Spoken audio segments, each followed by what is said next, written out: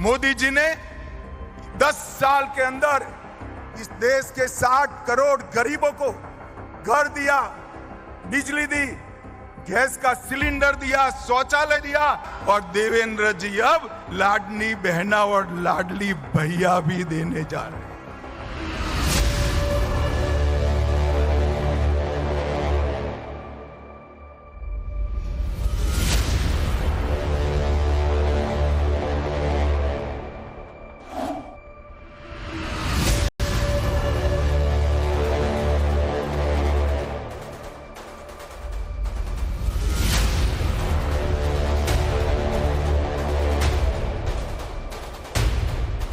महाराष्ट्र के रण में विजयश्री दिलाएगा मध्य प्रदेश का सिद्ध फॉर्म्युला। लाडका भावाचं पण केलं। आता जो 12वी झालाय त्याला 6,000, डिप्लोमा झालाय त्याला 8,000, डिग्री झालाय त्याला 10,000 रुपये महिन्याला।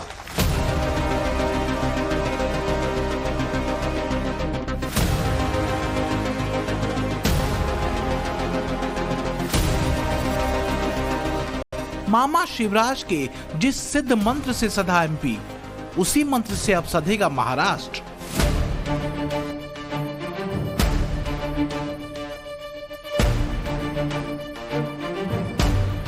दो सीटों की बाजी में महाराष्ट्र की लाडली बहना और महाराष्ट्र का लाडला भाई देगा महायुति का साथ। क्या एक नाथ के एक शस्त्र से इसलिए बेचैन हो गए उद्धव के संजय? लाडला भाई, लाडले पिताजी, लाडले माताजी,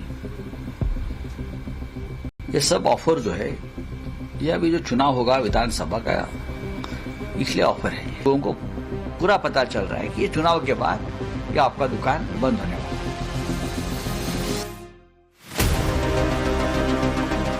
महाराष्ट्र की महाभारत से पहले संजय बहुत बेचैन है। उनकी दूरदृष्टि जो देख रही है, वो चाहकर भी उद्धव को बता नहीं सकती। सूत्र ही ऐसा पकड़ा है महायुति ने, जिसमें बड़ी लंबी चौड़ी आबादी सध रही है, जिसमें विशेषकर महाराष्ट्र की बेटियां, बहनें, महिलाएं, युवा और बुजुर्ग सभी आते हैं। लेकिन जो सबसे अहम है, वो है लाडली बहना और लाडला भाई योजना। सरकार ने या वेळेस मुख्यमंत्री माझी लाडकी बहीण योजना सुरू केली। 15,500 रुपये महिन्याला, 18,000 रुपये वर्षाला त्याच्या खात्यामध्ये जमा होणार। 3 गॅस सिलेंडर वर्षातून मोफत आपण त्यांना देणार। अशा प्रकारची योजना आपण सुरू केली आहे। लाडकी बहीण तर केलं, लाडका भावाचं काय? मग लाडका भावाचं पण केलं।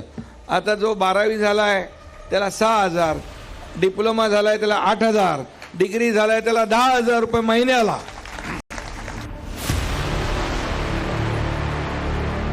इस एक योजना ने इंडी गठबंधन के सामने एक अलग ही तरह की टेंशन परोस दी है, क्योंकि राज्य में कुल वोटर्स की संख्या करीब 9 करोड़ 12 लाख है। इसमें भी 18 से 29 वर्ष के आयु वर्ग के वोटर्स की तादाद में पिछले साल ही 1% की बढ़ोतरी भी हुई है। ऐसे में अगर लाडली बहना के बाद लाडला भाई योजना का जादू चला, तो फिर लोकसभा चुनाव में इंडी गठबंधन को मिला जोश विधानसभा चुनाव में ठंडा पड़ सकता है। 2024 के लोकसभा चुनाव में बीजेपी का महाराष्ट्र में प्रदर्शन कुछ खास नहीं रहा। पिछले चुनाव में 23 सीटें जीतने वाली बीजेपी इस बार के लोकसभा चुनाव में महज 9 सीटों पर सिमट गई। तो वहीं मध्य प्रदेश में बीजेपी को लाडली बहना जैसी योजना का काफी फायदा पहुंचा। शायद यही वजह है कि बीजेपी और उनके सहयोगी दल इस बार महाराष्ट्र के लिए भी मध्य प्रदेश के फॉर्मूले का इस्तेमाल करना चाहते हैं। मध्य प्रदेश में कैसे लाडली बहना योजना ने कांग्रेस के आत्मविश्वास को कुचलकर किनारे कर दिया, ये आगे समझेंगे। लेकिन पहले तो ये समझिए कि महाराष्ट्र में जिस लाडले भाई योजना को लागू किया गया है, वो क्या है। महाराष्ट्र सरकार ने लाडला भाई योजना का ऐलान किया है। लाडला भाई योजना में युवाओं को फैक्ट्रियों में अप्रेंटिसशिप मिलेगी और सरकार की तरफ से उन्हें स्कॉलरशिप भी दी जाएगी। योजना के तहत 12वीं पास छात्रों को 1 साल तक हर महीने 6,000 रुपए दिए जाएंगे। इसी तरह डिप्लोमा धारकों को 8,000 और ग्रेजुएट डिग्री धारकों को 10,000 रुपए हर महीने दिए जाएंगे। बस इसी योजना ने विपक्षी पार्टियों के पेट में मरोड़ पैदा कर दी। कहा तो ये भी जा रहा है कि इंडी गठबंधन को शिंदे सरकार की इस योजना की काट खोजते नहीं मिल रही, लिहाजा अजब गजब तर्क गढ़े जा रहे हैं। लाडला भाई, लाडले पिताजी, लाडले माताजी, ये सब ऑफर जो है, ये अभी जो चुनाव होगा विधानसभा का, इसलिए ऑफर है। देखो, लाडले बहन को 1500 रुपये आप दे रहे हो, और जो 12th पास लाडला भाई है उसको कितना 6,000, जो ग्रेजुएट भाई है उसको 10,000। सबसे ज्यादा जरूरत तो लाडली बहन को है, वो घर चला रही है। लाडला भाई योजना पर होने वाले जिस खर्चे को लेकर संजय राउत चिंतित हुए जा रहे हैं, उस खर्चे को भी देखिए जरा। लाडला भाई योजना का अनुमानित खर्च 11,932 करोड़ रुपए है। इस वक्त महाराष्ट्र सरकार पर 7,22,000 करोड़ रुपए का कर्जा है, जो कुल जीडीपी का 10% है। अब इस पर सवाल ये उठ सकता है कि क्या दिल्ली, कर्नाटक, पंजाब, तेलंगाना जैसे दूसरे राज्य जहां कांग्रेस या इंडी गठबंधन के किसी दल का शासन है, वहां क्या राज्य सरकार पर कोई कर्ज नहीं है? 3 राज्यों पर जरा कर्ज की स्थिति देख लीजिए। कर्नाटक सरकार पर कर्ज है 5.35 लाख करोड़। तमिलनाडु सरकार पर कर्ज का बोझ है 8.34 लाख करोड़ रुपए का। बंगाल सरकार पर कर्ज का बोझ है 5.86 लाख करोड़ रुपए का। कर्ज का होना कोई बड़ी बात नहीं है, बल्कि अहम यह है कि कोई भी सरकार राज्य के लोगों के लिए क्या बेहतर कदम उठाती है। फिर दिक्कत महाराष्ट्र में लाडला भाई योजना से क्यों है? इसमें कोई शक नहीं कि योजनाओं से अगर बहुत बड़ा वर्ग लाभान्वित होता है तो इसका सीधा फायदा तत्कालीन सरकारों को होता है। बीजेपी, शिवसेना, शिंदे और एनसीपी की महायुति की कोशिश भी लाडला भाई योजना के जरिए युवाओं के एक बड़े वर्ग को अपनी तरफ खींचने की है। आंकड़ों की अगर बात करें तो 2019 के मुकाबले 2024 में बीजेपी को तकरीबन 1.5% वोट कम मिले। जानकारों का मानना है कि आगामी विधानसभा चुनाव में अगर बीजेपी को 1.5 से 2.5% वोट अगर और ज्यादा मिलते हैं तो बीजेपी अपने गठबंधन के सहयोगी पार्टियों के साथ अपनी सरकार दोबारा बना सकती है।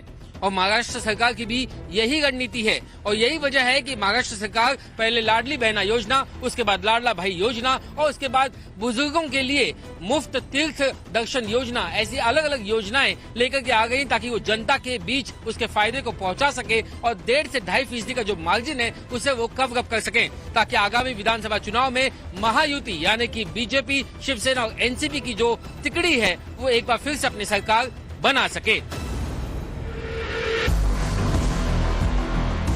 2024 के मैदान में बीजेपी को 1.5% से कम वोट महाराष्ट्र में मिले। यह करीब करीब उतना ही फीसदी है जितने कि महाराष्ट्र में नए वोटर यानी युवा वोटर बढ़े।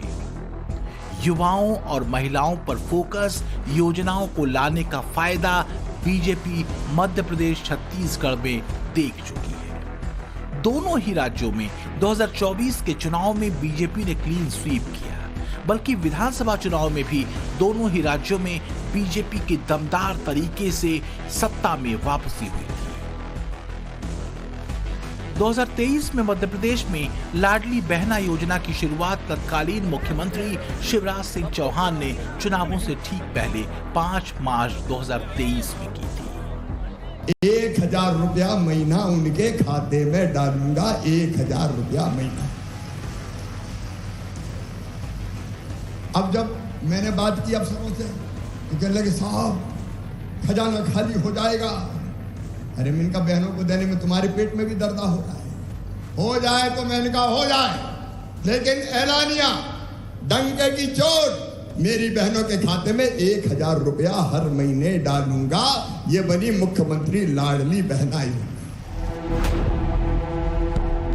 लाडली बहना योजना के तहत शुरुआत में 1,000 रुपए महीना प्रदेश की महिलाओं के खाते में डाले गए, जो अब बढ़कर 1,250 रुपए प्रति माह हो चुके हैं।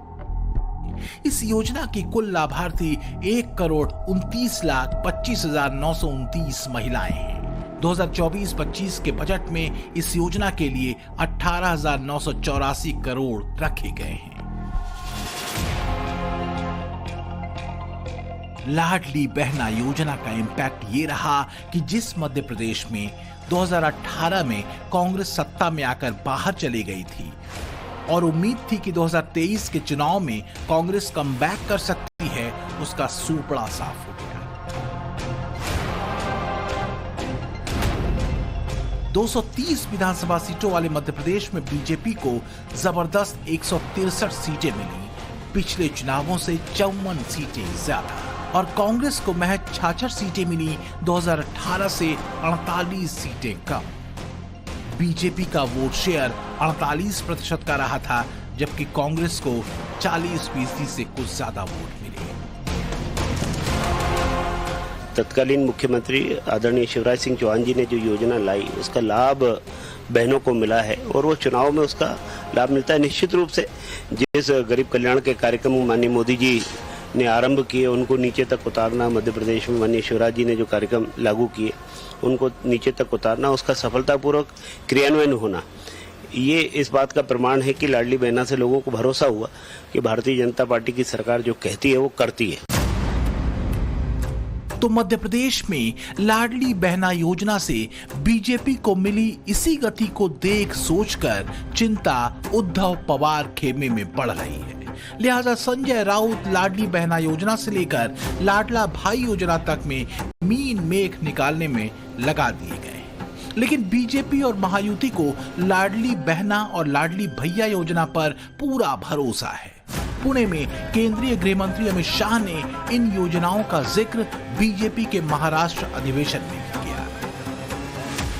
मोदी जी ने 10 साल के अंदर इस देश के 60 करोड़ गरीबों को घर दिया, बिजली दी, गैस का सिलेंडर दिया, शौचालय दिया, हर गरीब को प्रति माह प्रति व्यक्ति 5 किलो अनाज दिया, 5 लाख तक का बीमा दिया, और देवेंद्र जी अब लाडली बहना और लाडली भैया भी देने जा रहे हैं। गरीब कल्याण का काम कोई कांग्रेस पार्टी नहीं कर सकती।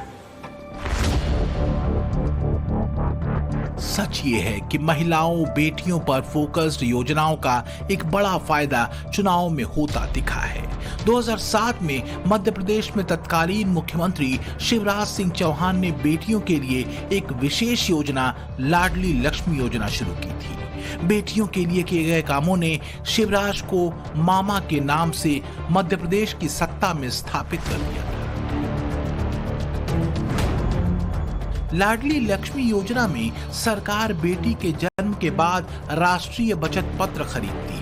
बेटी का रजिस्ट्रेशन होने पर 5 साल तक सालाना 6,000 रुपए जमा किए जाते हैं। 5 सालों में बेटी के नाम से 30,000 रुपए जमा हो जाते हैं। बेटी जब क्लास 6 में पहुंचती है तब उसे 2,000 रुपए दिए जाते हैं। 9th में एडमिशन के दौरान बेटी को 4,000 रुपए मिलते हैं। 11वीं में एडमिशन के दौरान 7,500 रुपए दिए जाते हैं, और जब बेटी 21 साल की हो जाती है तो सरकार की ओर से उसे 1 लाख रुपए दिए जाते हैं।